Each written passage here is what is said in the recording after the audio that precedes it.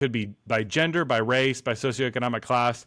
And there's this quote in the book, again, like, what does this have to do with spiritual counseling? What does this have to do with biblical counseling, right? It says, in our day, we face gross inequalities between the privileged and those who are not. Okay, like, why would you include that? It's like they're sneaking these little, and again, like, a traditionally liberal perspective or a Christian perspective would care about poverty, right? You want to help reduce poverty, lift people up. But when you start talking about pitting, like, the inequality, how is this group doing in relation to this other group? That's a very Marxian concept, right? And so it's like little lines like that. If you're not familiar with that, that's like a throwaway line. But then, like, if you know, okay, liberals and Christians focus on poverty, Marxists focus on inequality, right? When you learn that, you're like, something's off here when I read this line. Yeah.